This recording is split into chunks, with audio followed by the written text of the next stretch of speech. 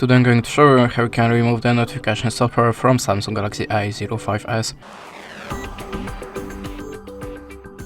So if you see something like that in your notification bar or something like that when you're trying to visit the site, that means you have a notification software. And we can try to remove it by two ways: system settings and antivirus app. So now I'm going to show you the first method. Open the settings, then go to the apps. And now check the all apps on this list. You can use the filter with the last updates.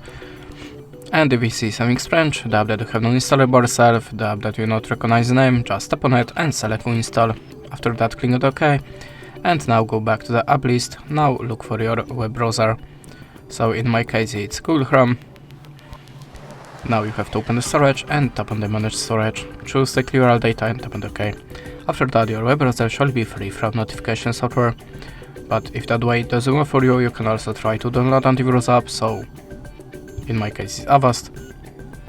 In this application, tap on the get started, then skip and choose continue.